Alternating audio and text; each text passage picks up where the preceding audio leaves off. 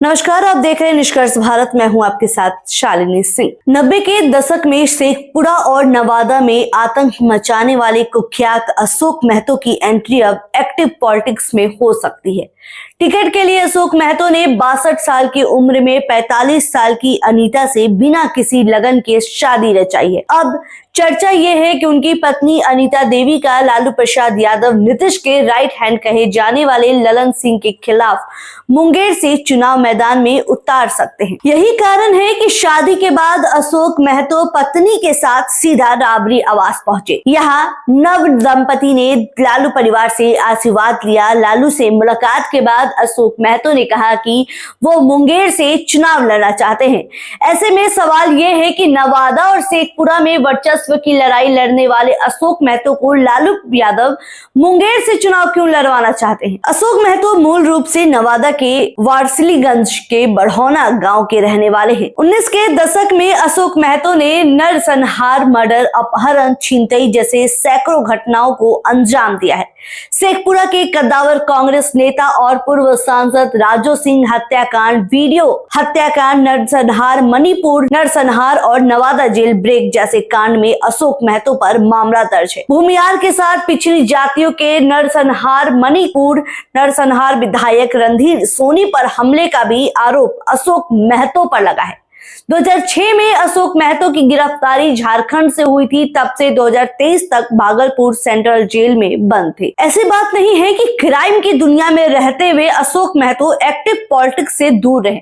अपने भतीजे प्रदीप महतो को वो 2 बार विधानसभा पहुंचा चुके हैं। 2005 और 2010 में प्रदीप महतो ने अशोक महतो के धुर विरोधी अखिलेश सरदार की पत्नी को हरा चुके हैं। इस जीत में अशोक महतो की भूमिका अहम रही थी।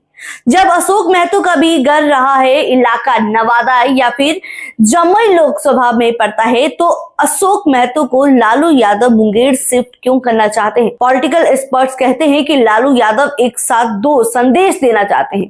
पहला, वो ललन सिंह के खिलाफ पिछड़ी जाति के उम्मीदवार को मैदान में उतारकर मुंगेर की लड़ाई अगरा बनाम पिछड़ा बनाम देना चाहते हैं। अशोक महतो के सहारे वो नवादा, शेखपुरा और मुंगेर 3 जिलों में पिछड़ा वोट को गोलबंद करना चाहते हैं। दूसरा, एनडीए से अगर ललन सिंह को मुंगेर से टिकट मिलता है तो उन्हें हरा पाना मुश्किल होगा।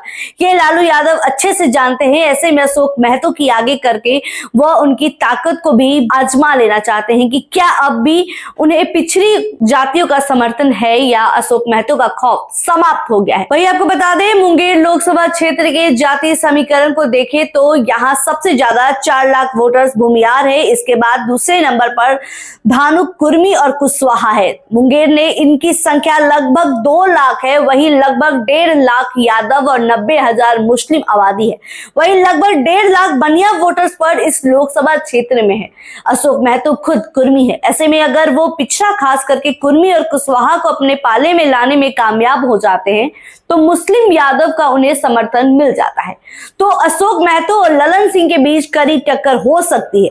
कुर्मी वोटर्स को नीतीश कुमार से अलग करना अशोक महतो के लिए इतना आसान नहीं है। वे कहते हैं कि न अब 90 का दौर रहा और न ही वो इतने मजबूत रहे। जेल से निकलने के बाद उन्होंने पिछड़ों का नेता बनने का कोशिश जरूर की है, लेकिन सियासत की राह अशोक महतो के लिए इतनी भी आसान नहीं होने वाली है। खैर, आपको क्या लगता है? लालू यादव जिस तरह से मास्टरमाइंड बने हैं, ललन सिंह को हरा पाना पॉसिबल है? हमें कमेंट बॉक्स में जरूर बताएं। ऐसे ही तमाम खबरों के लिए बने रहे हमारे साथ और देखते रहे निष्कर्ष भारत। खबर हमारी, निष्कर्ष आपका। धन्यवाद।